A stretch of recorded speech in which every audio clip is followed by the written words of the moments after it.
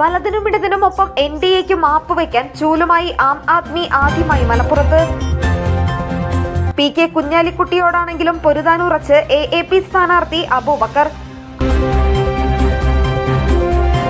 Aam Aadmi party മലപ്പുറത്ത് കന്നിയംഗത്തിനിറങ്ങുകയാണ്.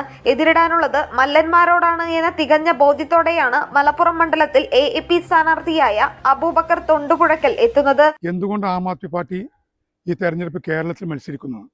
കേരളത്തിൽ എന്നല്ല, ഒരു ജനാധിപത്യ രാജ്യത്ത് ജനാധിപത്യ പ്രക്രിയയിലൂടെ അധികാരത്തിലേറുന്ന ഒരു ജനപ്രതിനിധി സത്യസന്ധമായ ഭരണം, അഴിമതിയില്ലാതെ വർഗീയതയില്ലാതെ ഒരു നല്ല ഒരു ഭരണം കാഴ്ചവെക്കാൻ പഞ്ചാബിലെയും അതുപോലെ തന്നെ ഡൽഹിയിലെയും മാതിരി ഒരു ഭരണം വരണമെന്ന് ആഗ്രഹിക്കുന്ന എല്ലാവർക്കും ആം ആദ്മി പാർട്ടി കേരളത്തിലും ഒരു നല്ലൊരു ഭരണം കാഴ്ചവെക്കാൻ വേണ്ടിയിട്ട് മാത്രമാണ് ഈ പ്രാവശ്യം കേരളത്തിലും മത്സരിക്കുന്നത്.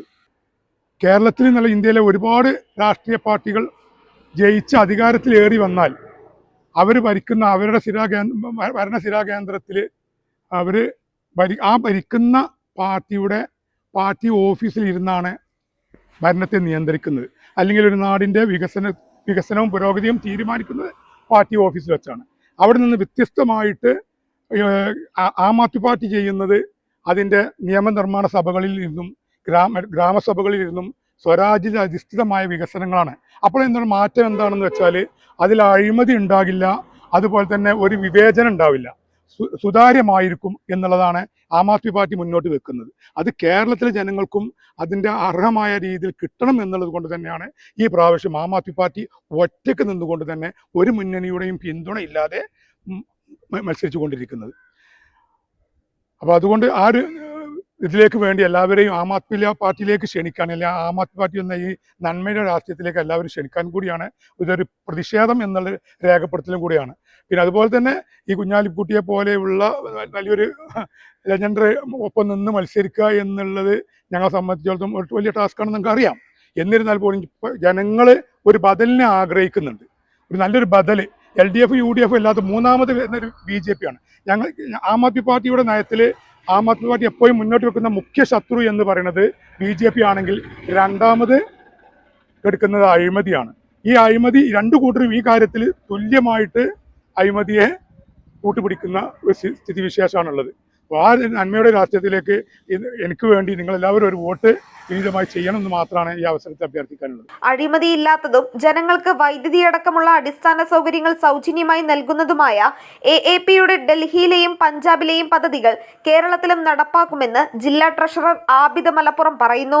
ഭരണഘടന ആസ്പദമാക്കിയിട്ടുള്ള പ്രവർത്തനമാണ് ആം ആദ്മി പാർട്ടി കാഴ്ചവെക്കുന്നത്. ഡൽഹിയിലായാലും പഞ്ചാബിലായാലും അതുപോലെ തന്നെ ചെയ്യുന്നത്. ഇനി ഗോവയായാലും കേരളത്തിലായാലും എവിടെ ജയിച്ചാലും 200 യൂണിറ്റ് വൈദ്യുതി ഫ്രീ ആയി കൊടുക്കും. അത് ഇതുവരെയായിട്ട് ആരും കൊടുക്കാത്തതാണ്. ആം ആദ്മി പാർട്ടി മാത്രമാണ് ഫ്രീ ആയിട്ട് 200 യൂണിറ്റ് കൊടുക്കുന്നത്. അത് കെജ്രിവാൾജി പ്രഖ്യാപിച്ചാണ്. ഇന്ത്യയിലെ ഏത് സംസ്ഥാനത്ത് ഞങ്ങൾക്ക് ഭരണം കിട്ടുന്നോ അവിടെ 200 യൂണിറ്റ് ഫ്രീ ആയിട്ട് തന്നെ, അത് ജനങ്ങളെ കാശിൽ നിന്നാണ് കൊടുക്കുന്നത്, ജനങ്ങൾ നികുതി കൊടുക്കുന്ന ആ കാശ്. അപ്പോൾ അഴിമതിയും ധൂർത്തും ഇല്ലെങ്കിൽ കേരളത്തിൽ നിന്നും വളരെയധികം ഈ ഫ്രീ ബീസ് എന്ന് പറയുന്ന പോലെ തന്നെ, ഫ്രീ ബീസ് അല്ല, ഇത് ജനങ്ങളുടെ അവകാശമാണ്. അത് നേതാക്കന്മാരുടെയോ അല്ലെങ്കിൽ ഏത് രാഷ്ട്രീയ പാർട്ടിയും കുത്തകയോ അല്ലെങ്കിൽ ഔദാര്യമൊന്നുമല്ല, ജനങ്ങളുടെ അവകാശമാണ്. അവർ കൊടുത്ത നികുതി പണത്തിന് തുല്യമായിട്ടുള്ള ആനുകൂല്യങ്ങൾ കൊടുക്കുക എന്ന് മാത്രമാണ്. അത് ആം ആദ്മി പാർട്ടി മാത്രമേ ഉള്ളൂ ഈ സന്ദർഭത്തിൽ അല്ലെങ്കിൽ ഈ സമയങ്ങളിൽ കാഴ്ചവെച്ചിട്ടുള്ളത്. അപ്പോൾ അതേ ആനുകൂല്യങ്ങൾ ഇവിടെയും കൊടുക്കും. നല്ല വിദ്യാഭ്യാസം, ഇന്റർനാഷണൽ ലെവലിലുള്ള എഡ്യൂക്കേഷണൽ സെറ്റപ്പ് ആയിരിക്കും ഇവിടെ ഉണ്ടാവുക. അതുപോലെ ഹോസ്പിറ്റൽസ്, ഫ്രീ സ്കൂളിലേക്ക് പോകാനുള്ള ബസ് യാത്ര സ്ത്രീകൾക്കായാലും പെൺകുട്ടികൾക്കായാലും, അതുപോലെ കൺസ്ട്രക്ഷൻ വർക്കേഴ്സിന് ഫ്രീ ട്രാൻസ്പോർട്ടേഷൻ കൊടുക്കുന്നുണ്ട്. ഇങ്ങനെയുള്ള ആനുകൂല്യങ്ങളൊക്കെ ഇത് ഗവൺമെൻറ് അല്ലെങ്കിൽ കെജ്രിവാൾജി സ്വന്തം തറവാട് സ്വത്ത് എടുത്തിട്ടൊന്നുമല്ല കൊടുക്കുക. ജനങ്ങളെടുത്ത് പിരിക്കുന്ന ടാക്സ് അല്ലെങ്കിൽ നികുതി പണം ജനങ്ങളിലേക്ക് തന്നെ തിരിച്ചു കൊടുക്കുകയാണ്.